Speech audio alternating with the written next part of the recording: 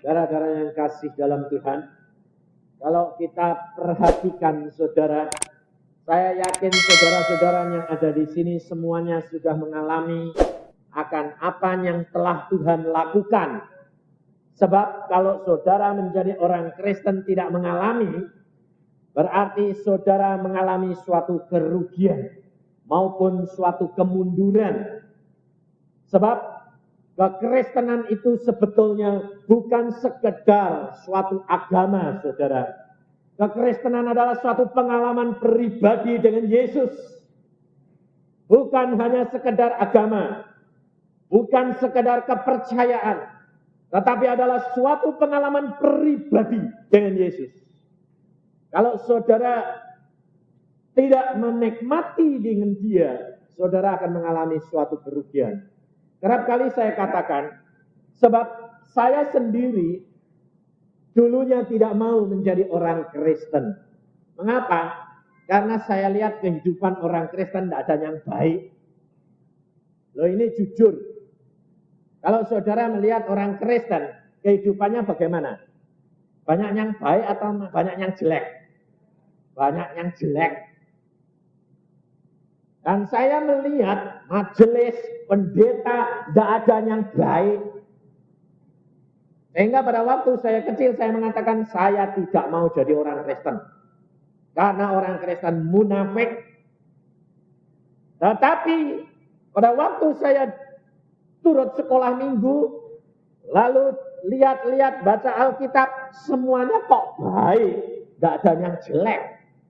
Kenapa orangnya kok jelek, saya bilang. Lalu akhirnya saya baca, ketemu sendiri.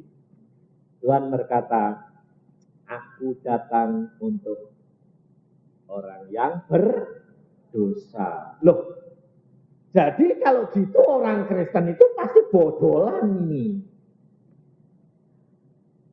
Pasti orang yang bobrok. Ya. Kalau orang itu merasa baik, tidak bisa menjadi orang Kristen. Jadi saudara ini orang bekas bobrokan, ya toh? Bekas.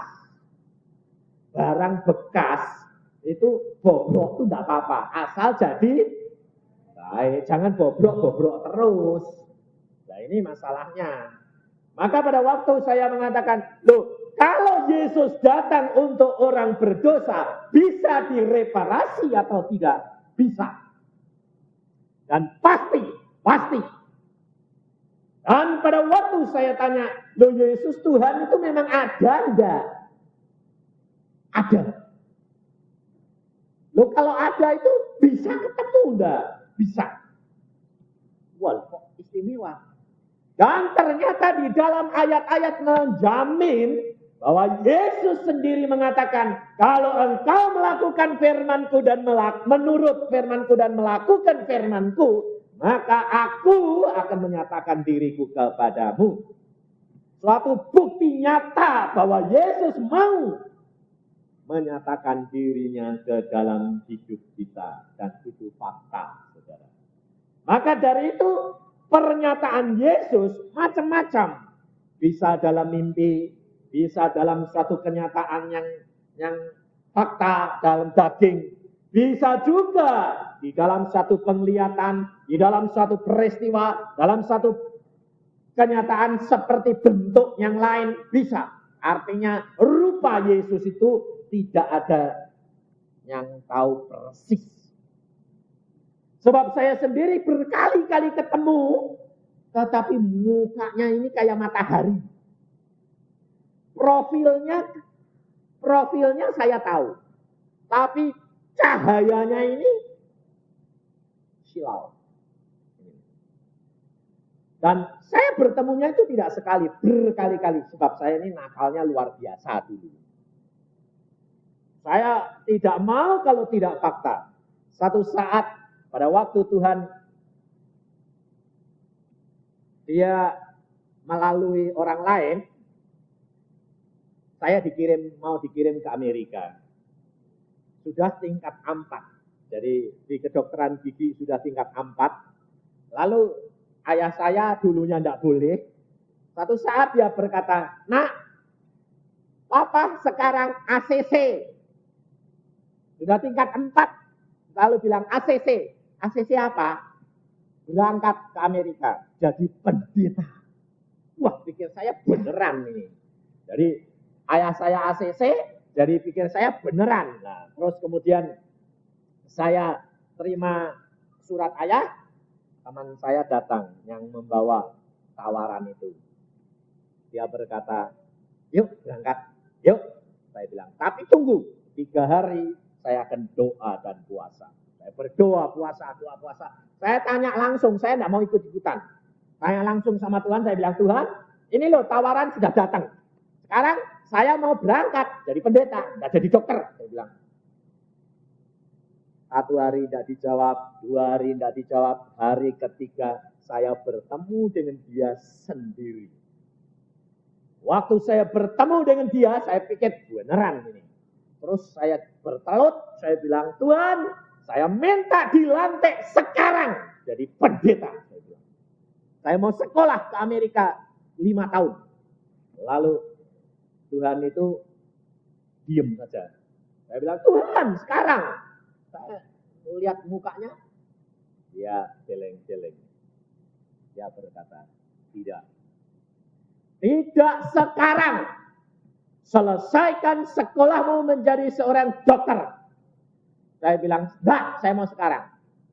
Lalu Tuhan bilang, "Tidak sekarang. Saya ngotot, sekarang." Wah, lalu saudara tahu Tuhan itu berkata begini, dia itu kasihnya luar biasa. Dia cuma berkata, "Tidak sekarang, kamu berdiri." Saya tidak mau. Saya bilang, "Enggak, sekarang." Itu bertelut terus. Akhirnya dia ulurkan tangannya. Dia pegang pundak saya, dia angkat saya. Diangkat berhadapan muka gini. Rasanya itu diangkat Tuhan itu, tangannya ini seperti kapas. Antara kapas dan spon. Kok empuk, tapi kok ngangkat saya kok seperti bulu. Gitu.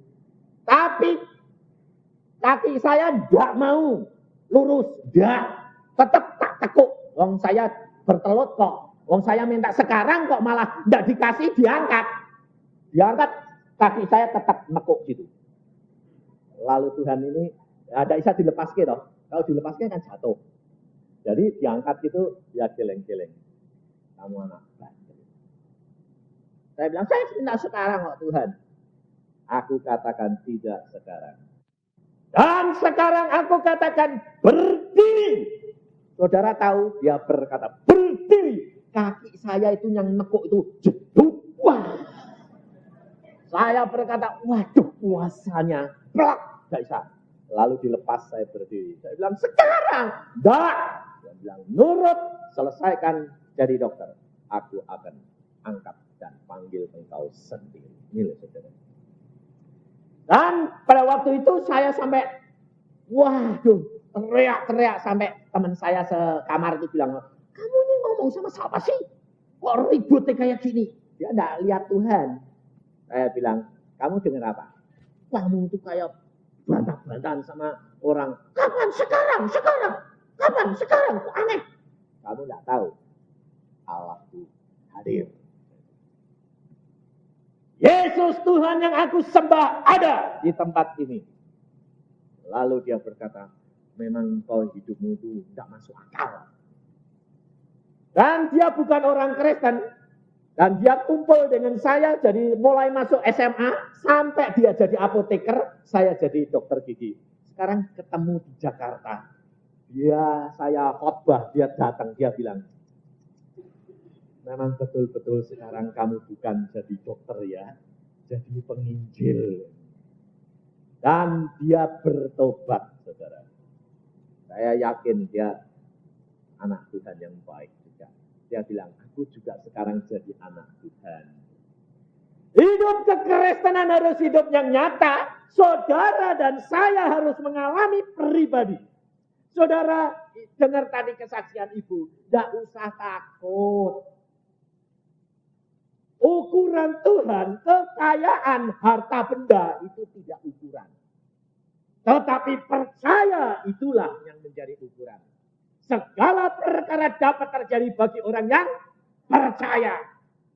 Di sini saya selalu kerap kali ketemu seorang ibu tua ini. Coba ibu berdiri, Bu.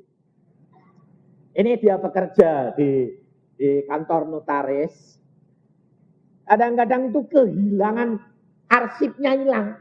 Dia dimarahi sama notarisnya setengah mati. Lah orang tua, taruhnya di mana sudah mungkin dikasihkan, hilang barangnya. Sedang itu kan akte berat. Lalu dia datang pada saya, dia bilang gini, dokter, saya ini tolong, napa? Wong akte hilang aku kon goleki, piye lek goleki wong tak bongkari berhari-hari tidak ketemu. Mungkin itu sudah di tempat orang lain. Tapi notarisnya ngotot, pokoknya kamu lah. Saya mau apa ya? Paling-paling saya masuk penjara. Lalu saya berkata, Anda punya Tuhan enggak? Punya. Jadi orang Kristen? Iya. Berapa tahun? Udah lama. Lah kok enggak praktek? Lah praktek apa? Loh, lah kok praktek apa? Berdoa, serahkan Allahmu, percayakan Allahmu akan kirim malaikat. Wong sing nyekeli itu barang kelabaan nanti. Lalu bilang, loh bisa. Saya bilang, Allahmu adalah Allah yang luar biasa. Praktekkan, ini kesempatan karena ini zaman anugerah. Lalu ketemu lagi dia bilang, betul, saya ketemu. Nah, saya bilang, betul toh? Betul. Allah itu adalah Allah yang luar biasa. Saudara harus praktekkan Alkitab. Jangan takut. Saya sendiri pada waktu kecil tidak bisa sekolah. Umur 10 sudah ngangon sapi. Jadi kacung ngangon sapi. Sampai 2 tahun, umur 12 sampai 14 tahun. Baru saya terbuka, saya bilang, saya kalau begini terus jadi kacung saya. Habis bangun jam 4, ngurusi sapi, mandiin sapi, meres sapi, bayangin. Bapak saya sama adik-adik saya, kakak saya masih tidur, saya sudah bangun, suruh ngurusi sapi. Saya yang kerja setengah mati. Dan pada waktu itu, saya dapat ilham dari Tuhan. Sekolah. Saya bilang, Pak, aku mau sekolah. Bapakmu tidak punya duit, gue bayari kue. Biar, saya mau sekolah.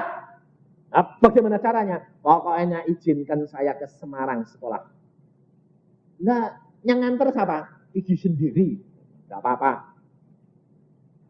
Dari jam 4 pagi, dari Jepara itu cuma 80 kilo, sampai Semarang jam 8 malam. Naik apa? Naik dokar. Jadi pindah-pindah dari kota kecil ke kota-kota desa sampai Semarang. Saudara tahu, belum pernah menginjak Semarang. Saya hanya datang kepada Om, saya bilang, Om, bolehkan saya ikut Om? Tidak usah dibayari, jadi kacung tidak apa-apa, asal pagi boleh sekolah ya Om. Om saya bilang, oh kamu mau sekolah? Ya, boleh. Itu loh saudara. Tidak pernah megang uang jajan, tidak. Dan sekolah itu mulai masuk kelas berapa? Orang umur 14 ini baru di Jepara kelas 3. Lah saudara bisa bayangkan masuk ke kota Semarang, mau masuk 14 tahun, mau masuk kelas 3. Tidak dibuat ketawaan anak-anak kecil-kecil. Sehingga pada waktu itu saya begini, Tuhan saya mau sekolah. Lah masuk kelas berapa? Saya diantar ke direkturnya bilang, kamu kelas berapa? Dulu sekolahnya cuma kelas 3. Loh, umurmu berapa? 14 tahun. Lah sekarang mau masuk kelas berapa? Lah kalau saya masuk kelas 3 itu kan jadi bulanan anak-anak. Wong saya tuh dulu tinggi kurus kayak tiang listrik. Hitam. Kayak orang Irian. Hitam. Lalu direkturnya bilang, wah susah ya terima kamu ini. Tidak diterima kasihan, terima mau masuk kelas berapa? Lalu saya bilang, saya bisa ngomong sendiri. Kelas 5. Direkturnya bilang, hah? Kelas 3 aja belum habis, mau masuk kelas 5? Lah, bisa. Tidak tahu, saya bilang, memang tidak tahu. Lah memang tidak tahu. Orang tua ada ikut. Lalu saya tanya, coba toh Pak. Ya, dicoba ya. Kalau kelas 5, 3 bulan tidak bisa, turun kelas 4. Kalau tidak bisa, turun kelas 3 lagi ya. Kalau tidak bisa, turun kelas 2. Matang saya pikir. Ya.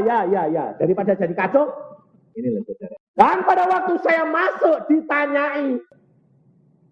Coba dibaca, dikasih buku. Tepi sungai, saya bilang. Terus, apa artinya? Nggak tahu. Loh, tepi sungai nggak tahu? Nggak tahu. Sampai sekarang itu saya ingat terus karena apa? Malunya luar biasa. Sebabnya apa? Kalau di luar rumah itu apa? Bahasa Indonesianya. Apa ya? Luar rumah. Pikir saya bahasa Jawa ini kan jobo toh. Loh, bahasa Jawa ini kan jobo toh. Jobo. Bahasa Indonesia mestinya jabak. Saya bilang, jabak! Saya bilang, wah, direkturnya itu ketawa luar biasa. Dia bilang, lah, pantesan wong desa, saudara. Saya kan orang desa. Orang bodoh luar biasa. Tapi saudara tahu, Allah sanggup melakukan segala perkara. Dan si direktur itu berkata, aku tuh ya geli, dia bilang gitu. Wong bodohmu tuh luar biasa, dia bilang. Tapi mau tidak ditolong kok ya kasihan. Nah, ini loh, kerjaan Roh Kudus tidak masuk di dalam akal kita. Saudara tahu. Engkau harus tahu bahwa pekerjaan Roh Kudus itu tidak masuk akal manusia. Dan pada waktu itu dia berkata, baik besok kamu masuk. Tapi 3 bulan tidak bisa turun loh. Ya. Mau les, siapa yang ngelesi, saudara tahu. Tidak punya duit. Kalau sore, jadi kacung. Suruh apa? Nimbang kacang, nimbang kapuk. Sambil bawa buku. Satu saat saudara jadi orang tua saya katakan. Saya peringatkan. Jangan membuat sakit hati orang yang tidak punya. Sebab akibatnya parah. Om saya pada waktu itu, saya sedang belajar, orang sedang belajar tidak bisa. Tuhan mengatakan belajar dari Alkitab, baca Alkitab. Saya baca Alkitab.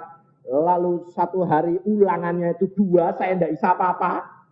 Dan saya bilang, Om, izinkan saya tidak nimbang kapuk ya Om, supaya belajar. Om saya bilang apa? Tidak, tugas harus selesai. Saya menangis dan saya berteriak kepada Tuhan. Tuhan, Engkau tahu aku miskin, aku tidak punya apa-apa. Tapi Engkau sanggup jadikan aku seorang sarjana supaya aku tidak dihina orang. Dan Engkau tahu kebaikan mereka, tetapi juga tahu akan kekejaman mereka. Saudara tahu, satu saat Tuhan dengar. Saya menimbang mengerjakan dengan air mata. Dan Allah itu turun dan dia berkata, aku beserta dengan engkau. Saudara tahu, saya sekolah kelas 5, dari kelas 3, tidak ada yang ngasih les. Tidak ada yang ngasih les. Sekolah masuk tidak tahu apa-apa. Bengong, lihat semuanya apa. Lebih-lebih diajari KOI. KOI kan tidak bisa disetepel. Ini apa? Tulisannya melungkar-melungkar. Apa ini? Saya bilang, Tuhan, aku tidak ngerti apa-apa. Saudara tahu, Allah kita luar biasa. Sejak saat itu dia berkata, aku beri akal kamu seperti ciplaan. Saya tidak tahu kalau itu dulu namanya, sekarang ini fotokopi. Setiap guru itu memberikan pelajaran di papan tulis, masuk di otak. Tidak bisa dihapus. Dan kalau ada ulangan, saya tinggal japlak melihat di otak saya. Oh, tulisannya gini. Ini kok ini gini. Kalau gini itu sebutannya gini. Saudara tahu? Dan dalam 3 bulan, angka saya antara 10 dan 0. Sebab kalau ulangannya itu sama persis dari pelajaran guru, 10. Sebabnya saya kan jiplak. Tapi kalau keluar, nol. Tidak tahu sih dijiplak apa. Tidak ada contohnya di otak. Tidak tahu. Dan akhirnya saya tidak diturunkan. Naik ke kelas 6. Saudara tahu. Allah kita sanggup melakukan dan itu berjalan sampai kelas 2 SMP. Fotokopi terus. Dan kalau ada pelajaran, tidak tahu apa-apa. Pokoknya masuk. Dan pada waktu itu saudara tahu, saya kelas 6. Saya berkata, Tuhan, aku mau sekolah pagi sore. Mau ngejar. Kenapa? Orang kecil-kecil kok sudah SMP. Saya tinggi. Lah, saya ketemu istri saya itu kecil dulu. Pendek kecil, lincahnya luar biasa. Saya bilang, orang kecil gitu kok sudah SMP. Saya bilang, saya tinggi, gede, gini kok SD. Saya bilang, wah, tak kecil dia. Dan pada waktu itu saya bilang, saya mau sekolah pagi sore. Saudara tahu, saya tidak punya uang. Jam 12 saya bilang sama Om, saya tak sekolah pagi sore si Om. Tak kerja. Ya enggak. Untungnya apa? Engkongku itu dikirim Tuhan ke Semarang. Engkong ini bapaknya Om. Bapaknya mamahku. Wah, jadi saya bilang, Kong, aku bayari sih Kong. Jadi aku enggak usah kerja. Aja khawatir, tak bayari. Nah. Jadi Omnya enggak wani tau wong ana bapake yo. Tak berani saya bilang, wes sekolah. Ben pinter. Nah, saya sekolah kalau jam 12 SD pulang, enggak pernah bisa makan, saudara tahu. Minum air leding untuk ngisi perut. Sekolah lagi jam 1 sampai jam 6. Setiap hari, saudara bayangin, jadi kurus kering saya. Dan saya katakan sama direkturnya, Pak, saya mau kalau sore sekolah SMP. Hah? SD belum lulus, sudah mau masuk SMP? Iya, Pak. Loh, bagaimana mungkin? Yang ngerangkep. Anehnya, saudara tahu, direkturnya boleh. Jadi pagi sekolah SD kelas 6, sorenya SMP kelas 1. Tapi nggak tahu diajari apa-apa tuh ya, tahu bengong terus. Cuma anehnya itu asal masuk fotokopi semua. Dan pada waktu akhirnya direkturnya bilang gini, SMP, kamu harus lulus SD. Rata-rata SMP 8. Maka masuk di sekolahan Masehi SMP kelas 2 dan kamu akan diterima. Baik, saya bilang. Akhir ujian saudara tahu, pada waktu saya ujian SD, ilmu hayatnya itu tidak bisa. Saya bilang, Tuhan, ilmu hayatku itu tidak bisa. Sama sekali tidak bisa. Sebabnya apa? Keluarnya itu lain. Jadi tidak ada di sini. Saya bilang. Adik, nol aku nanti. Tolong si Tuhan, bagaimana caranya? Bocorin dan balik diulang. Saudara tahu 3 hari kemudian dinyatakan 1 ilmu hayat diulang. Ujian ulang dan saya lulus. SD lulus, SMP rata-rata 8,5. Langsung masuk SMP kelas 2, ketemu istri saya itu. Iya. Lalu ketemu situ, sudah setengah tahun, Tuhan ngomong, itu jodohmu lah. Jadi SMP kelas 2 pacaran, saudara tahu, gila-gilaan. Anak-anak jangan niru loh ya. Sebabnya SMP kelas 2 zaman itu saya umurnya sudah 18. Jangan niru. Kamu SMP kelas 2 kecil-kecil, gak boleh niru. Hidup kekristenan bahwa Allah itu sanggup melakukan segala perkara tidak masuk di dalam akal kita. Dan saudara tahu, saya kasih peringatan tadi, akibat daripada perbuatan Om, anaknya semuanya hampir gagal. Sebab apa? Sebab pada waktu satu kelas dengan dia di SMP, saya selalu dihambat. Sebabnya apa? Anaknya selalu kalah, jadi saya selalu disuruh supaya kalah. Anaknya diajari, saya enggak. Saya tanya, kamu enggak anakku kok.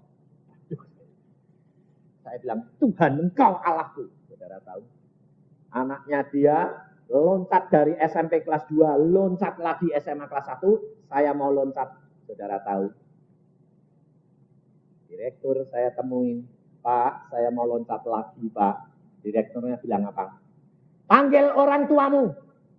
Kalau orang tuamu nanggung, boleh.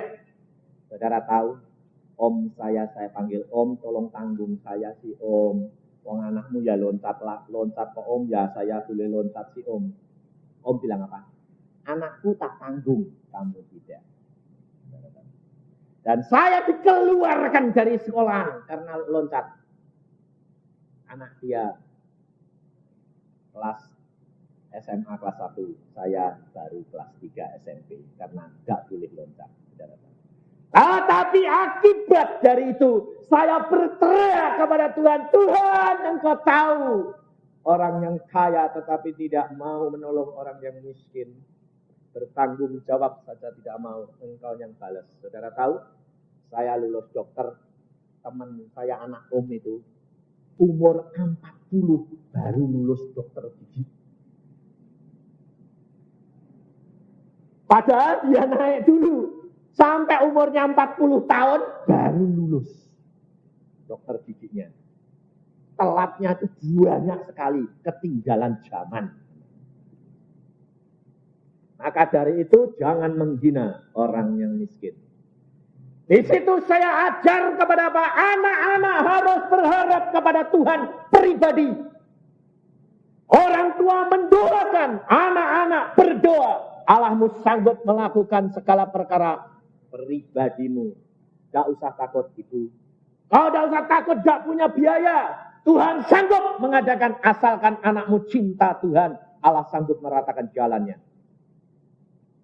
Di Cirebon ada seorang anak perempuan, dia berkata, Tuhan aku kepengen sekolah lulus SMA.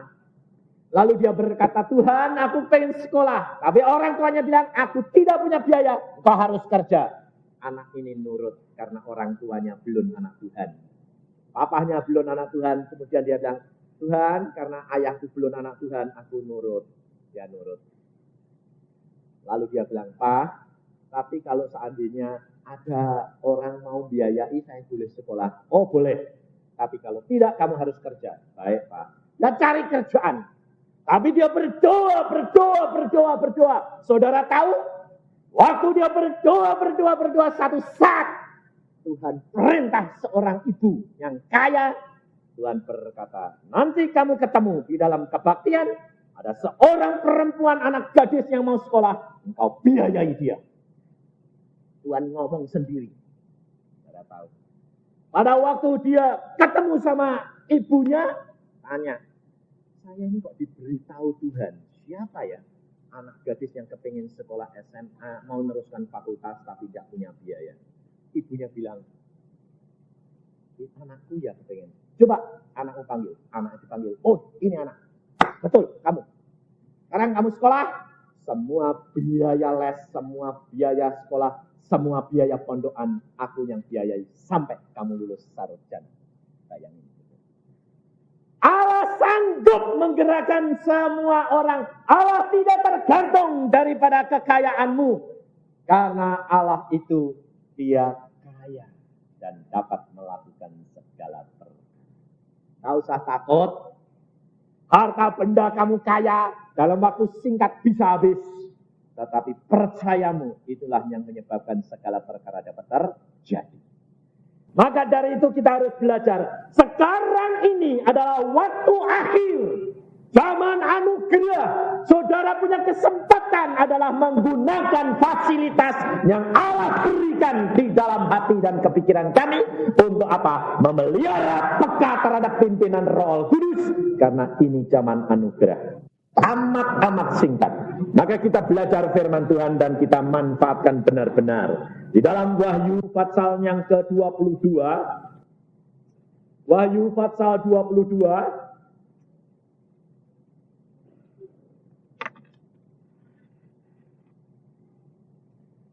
Wahyu pasal 22.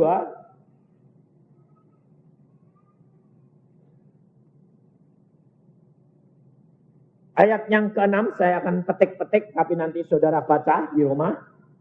Lalu ia berkata kepadaku, perkataan-perkataan ini tepat dan benar. Dan Tuhan Allah yang memberi roh kepada para nabi telah mengutus malaikatnya untuk menunjukkan kepada hamba-hambanya apa yang harus segera terjadi. Perhatikan, di dalam kitab Wahyu ini sudah dikatakan bahwa Allah memberikan roh kepada nabi-nabi dan hamba-hambanya untuk memberitahukan kepada saudara apa yang akan terjadi. Kedatangan Tuhan sudah amat singkat dan kita harus menyediakan diri benar-benar apa yang ditulis di dalam Wahyu itu sudah banyak terjadi. Dan Tuhan Yesus ia berkata kepadaku, jangan meteraikan perkataan-perkataan nubuat dari kitab ini. Sebab waktunya sudah dekat. Jangan kamu meteraikan, jangan ditutup, tetapi buka. Karena waktunya sudah amat singkat. Padahal pada waktu zaman Nabi Daniel, Allah memberitahukan kepada Daniel perkara akhir zaman. Allah mengatakan, biarlah ini semuanya tetap termeterai. Dalam Daniel saya akan bacakan supaya saudara tahu. Ayat 4, pasal 12. Tetapi engkau Daniel, sembunyikanlah segala firman itu dan meteraikanlah kitab itu sampai pada akhir zaman. Banyak orang akan menyelidikinya dan pengetahuan akan bertambah. Pada waktu zaman Daniel, ilmu pengetahuan akan bertambah, tetapi tentang akhir zaman yang Daniel lihat itu tetap disuruh nutup karena belum waktunya. Tetapi di dalam Wahyu, Tuhan Yesus sudah datang. Setelah Tuhan Yesus memberitahukan, Yesus berkata kepada kita sekalian, jangan dimeteraikan, buka, waktunya sudah singkat. Saudara perhatikan, sekarang ini sudah mencapai tahun hampir genap masa Sabat. Tahun ini sudah hampir selesai. Saudara perhatikan, jangan saudara enak-enak.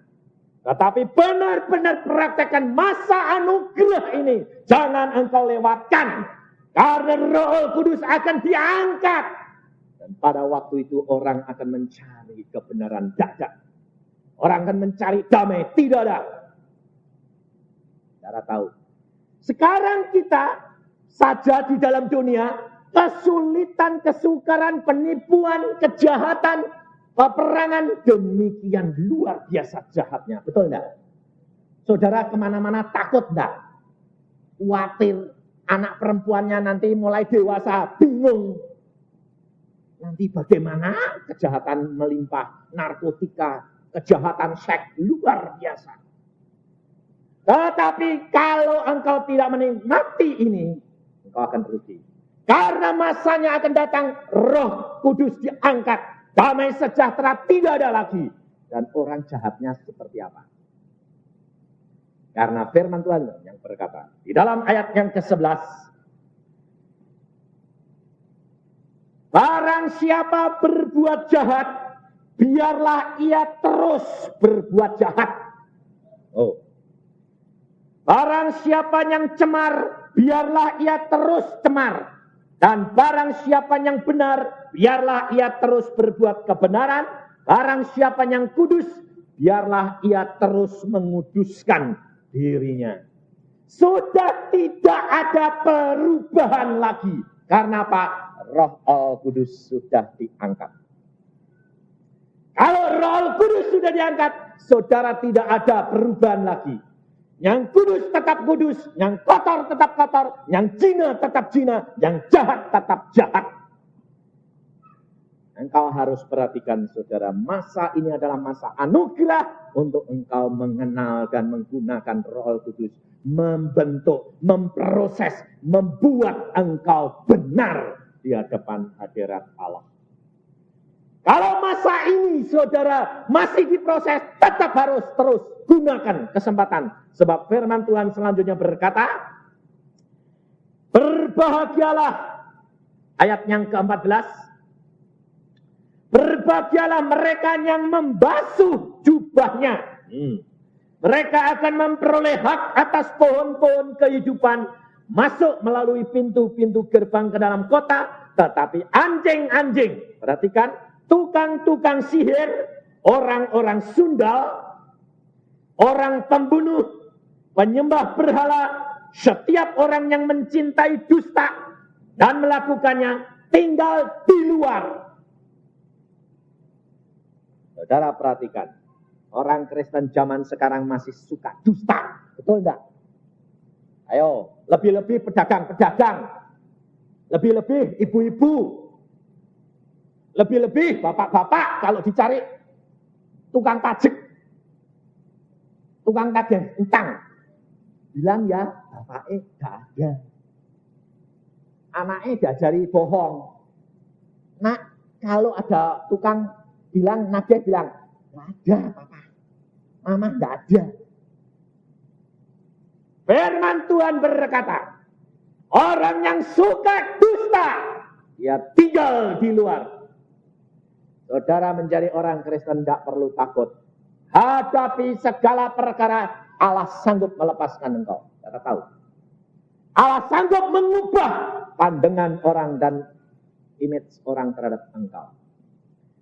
Kemarin dulu ada seorang suami istri datang kepada saya sebelum menghadap kepada polisi. Dia bilang gini, Om tolong saya ini mau ditangkap polisi. Masalahku aku utang banyak. Kamu orang Kristen? Ya. Hadapi dengan nyata, kuasa Allah akan berjalan di dalammu. Tapi bertobat. Ya, saya sudah bertobat. Sudah dihadapi, masalahnya selesai beberapa. 7 utangnya puluhan juta dibebaskan. Hanya tinggal 1 masalah yang belum selesai. Saudara tahu, saking gembiranya, tidak mengucap syukur sama Tuhan, malah cari istri mudanya tidur di sana. Pikirnya ngucap syukur, istrinya tidak tahu. Wah, nikmati. Sedang nikmatnya di rumah istrinya, ditangkap polisi. Ya, sekarang ditahan di Komdak. Kapok kowe. Saya bilang, biarin, alami, masuk biyen lagi. Sebab bandele luar biasa, biar dialami. Sekarang yang sudah membebaskan orang-orang itu yang 7 perkara, ngejar dia, ditagih lagi, kapok, gue tambahan, tambah abot. Ya. Kalau engkau sudah bertobat, jangan berbuat dosa lagi. Allah memberikan firman-Nya ini berkata, bahwa pendusta, pembunuh, penzina, jangan tidak ada yang masuk dalam kerajaan surga. Bukan berarti saudara-saudara tidak bakal masuk. Siapa yang bersih di sini? Tapi ini adalah zaman anugerah kesempatan untuk engkau bertobat. Sebab di dalam ayat 17 dikatakan, roh dan pengantin perempuan itu berkata, marilah. Barang siapa yang mendengarnya, hendaklah ia berkata, marilah. Dan barang siapa haus, hendaklah ia datang. Barang siapa yang mau, hendaklah ia mengambil air kehidupan dengan cuma-cuma. Firman Allah adalah air kehidupan. Ambil, minum sebanyak-banyaknya, mumpung masih ada. Ada masanya akan diangkat. Di dalam Nabi Amos, saya akan bacakan di dalam Fatsal 8 ayat 11. Sesungguhnya waktunya akan datang. Demikianlah firman Tuhan Allah. Aku akan mengirimkan kelaparan ke dalam negeri ini. Bukan kelaparan makanan. Bukan kehausan akan air. Melainkan akan mendengarkan firman Allah. Mereka akan mengembara dari laut ke laut. Jelajah dari utara ke timur. Untuk mencari firman Tuhan. Tetapi tidak mendapatnya. Ada waktunya Roh Al-Kudus diangkat. Ada waktunya firman Allah diangkat. Engkau akan kehausan dan kau cari tidak akan dapat. Sehingga apa yang jahat akan bertambah jahat, yang cemar akan bertambah cemar. Saudara tahu, ada seorang ibu, ayah ini anak-anak Tuhan yang baik. Tapi anaknya yang umur 11 tahun ini nakalnya luar biasa, anak perempuan tuh. Kalau di depan ibunya, ayahnya, iya pak, itu baik. Jadi ibunya, ayahnya ini nggak tahu kalau anak itu nakal. Uangnya caci dicuri, nggak ngaku. Sampai pembantunya yang diduga. Karena anak ini baik, kelihatannya uangnya caci lain itu dicuri, mau sekolah dibuat jajan dia. Kurang ajar enggak? Lalu orang tua ini mendoakan terus, enggak tahu orang tuanya ini enggak tahu kalau anaknya ini kayak gitu, enggak tahu. Saudara tahu? Kasih Allah luar biasa. Satu saat anak ini dia malam tidur. Anak ini belum tahu tentang hal firman Tuhan banyak, belum. Ya tahu sedikit-sedikit karena ke sekolah minggu. Tapi saudara tahu, malam itu dia lihat apa? Rahasia firman Tuhan dibukakan. Dia melihat langit terbuka. Orang-orang semuanya terbang. Kubur-kubur terbelah. Dia berkata, kubur-kubur itu melekah semuanya. Orangnya semuanya naik. Papa naik, mama naik, saudaraku naik. Aku ditinggal sendiri. Lalu dia nangis luar biasa, minta tolong. Papa, tolong. Tuhan Yesus di angkasa, Tuhan berkata, semua anakku naik bersama-sama dengan aku. Tapi anak itu nangis, kasih Yesus luar biasa.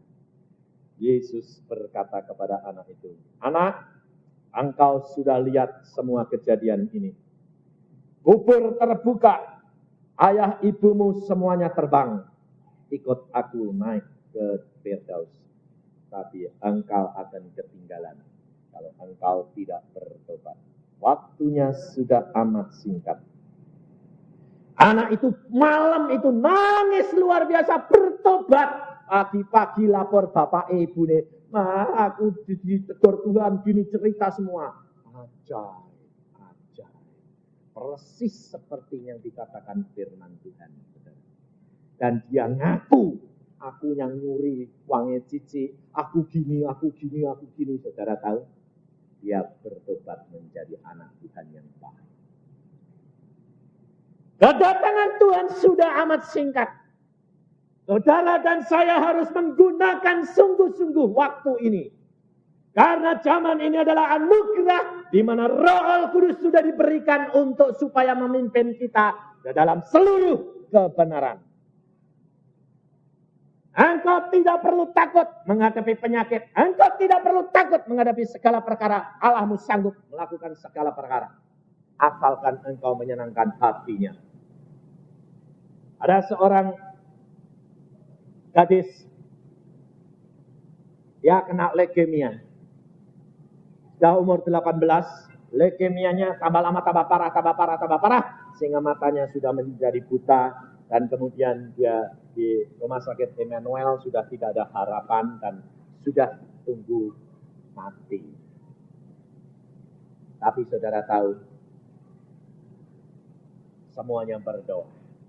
Serahkan dalam tangan Tuhan, Tuhan membuat mujizat.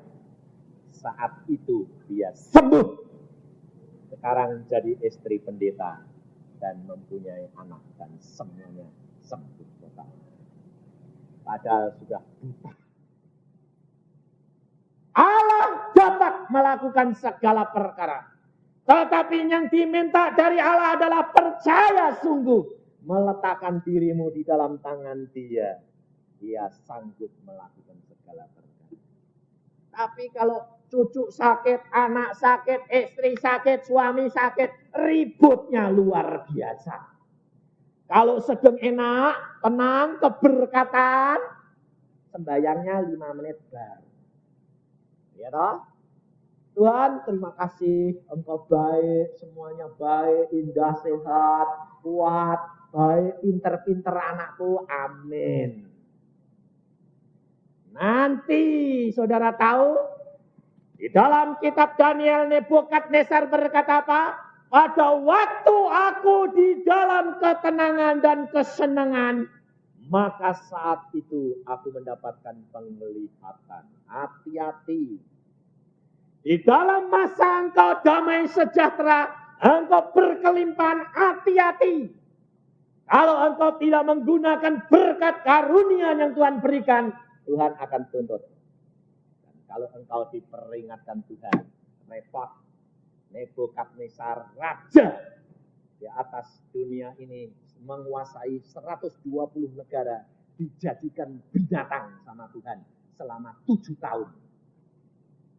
Hatinya diubah keletek sama Tuhan. Pada waktu dia jalan-jalan di atas rumahnya, dia berkata, Babel demikian besar karena aku. Saat itu Tuhan berkata, karena engkau tidak memuliakan nama Allah di surga, saat ini engkau aku jadikan binatang.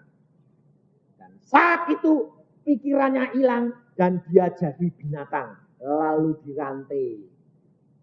7 tahun lamanya sampai rambutnya panjang, kukunya panjang. Makannya rumput. Raja lo. Kira-kira kalau zaman sekarang ada manusia jadi binatang gitu, rame enggak? Rame. Saudara ya kepengen nonton, no? Iya.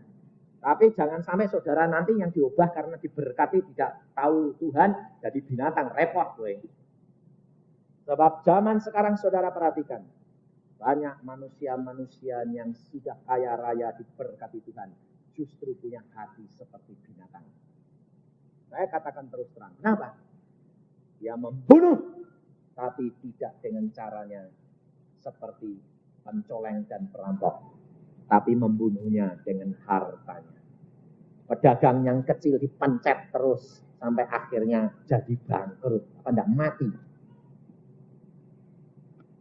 Supermarket dibuat gede-gedean, pakai AC semuanya, toko di sebelahnya enggak bangkrut. Loh, betul enggak? Hah? Jangan enak-enak. Tambah kaya. Menjual diri. Sebabnya apa? Lah tambah kaya, rumahnya tambah gak cukup 1. Orang kaya cukup gak 1 rumahnya? Gak. Surabaya 1, Tretes 1. Bagus semuanya. Yang di Surabaya sudah ada yang ngurus. Nyonya. Tretes belum ada. Cari. Jadi kalau ke sana sudah ada yang ngurus. Tambah kaya Singapura. 1 lagi. Kalau ke Singapura urusan bisnis tidak ada yang ngurus. Cari pengurus. Pengurusnya siapa? Nyonya yang cantik. Lah. Sebabnya orang bisnismen itu banyak capek. Saudara tahu? Firman Tuhan yang mengatakan bukan saya. Bahwa pada akhir zaman akan banyak terjadi perkara-perkara yang Allah tidak suka. Orang kawin mengawinkan pesta pora. Tetapi Allah berkata, ingat pada waktu Nuh datang, mereka tidak percaya. Kalau saudara tidak percaya dan kau tidak menggunakan kesempatan, waktunya akan habis dan kau menyesal. Maka saya katakan kepada istri dan anak-anak saya, apa? Cari firman Tuhan, gunakan Roh Al-Kudus semaksimal mungkin. Peka, turuti setiap perkataannya. Engkau akan mengenal dia, mencapai kedudukan yang Allah kehendaki, supaya engkau tidak kecewa. Satu saat akan diangkat oleh Tuhan. Orang pintar seperti apa akan terjebak kalau dia tidak dipimpin oleh Roh Al-Kudus. Siapa yang tahu pikirannya orang lain, saudara tahu? Kita tidak tahu.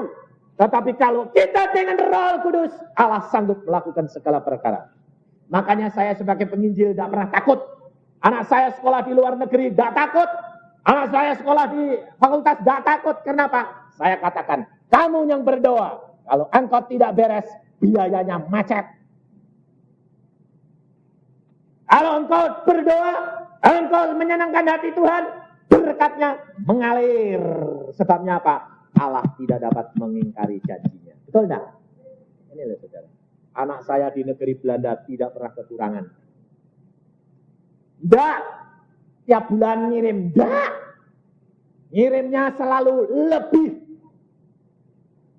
Luar biasa. Makanya saya tahu dia beres. Karena apa? Uangnya sudah tinggal 2 bulan. Tuhan sudah gerakan hati saya. Gerakannya hatinya bagaimana? Kepingin ngirim. Loh, padahal ya belum ada. Cuma ngomong, Tuhan, aku kok kepingin ngirim anakku yang di Holland.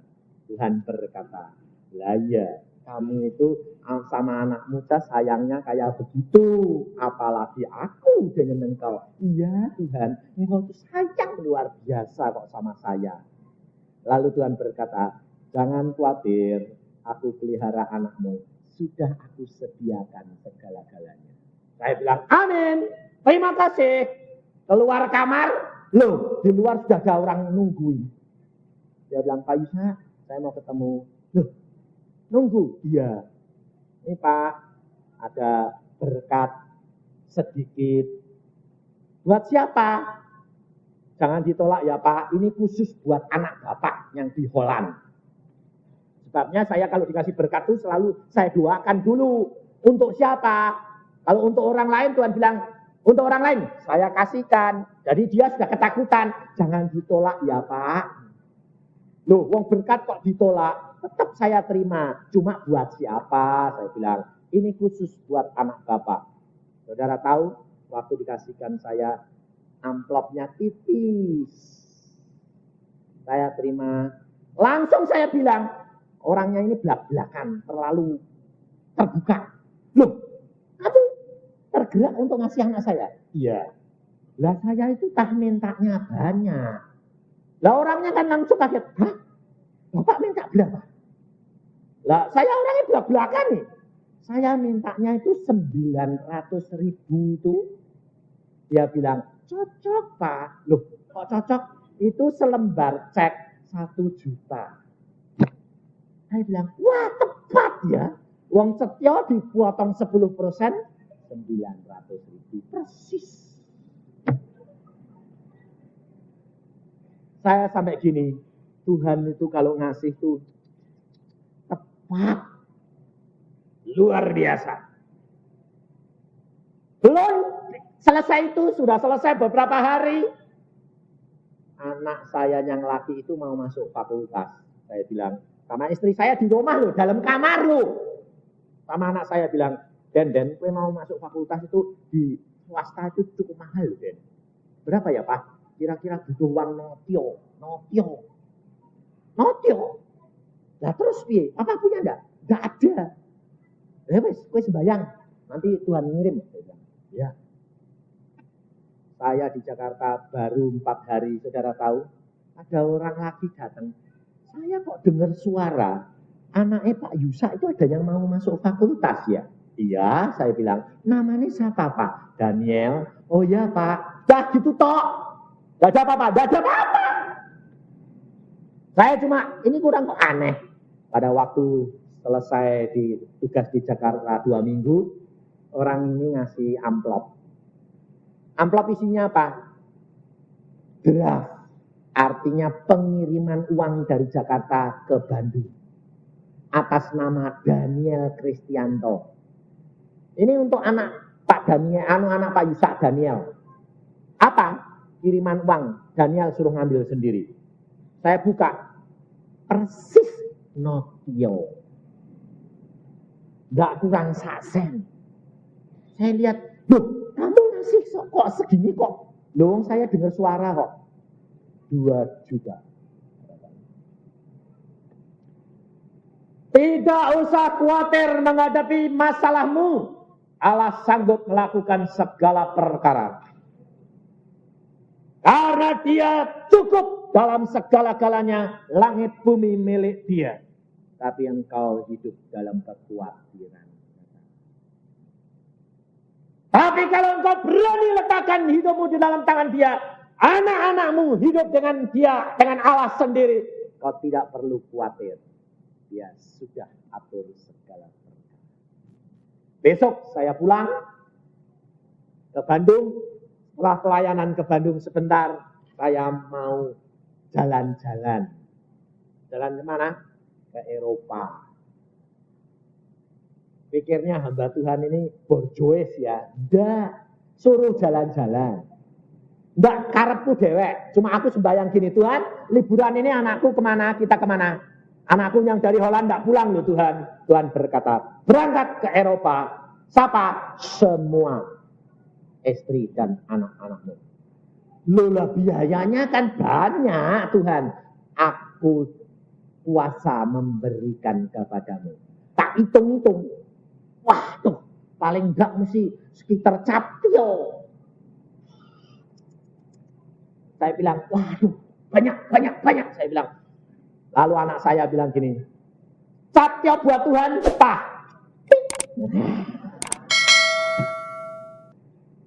Saya bilang, ya amin. Saudara tahu, baru ngomong gitu, 2 hari kemudian telepon berdering dari luar kota. Pak Yusa mau jalan-jalan kemana?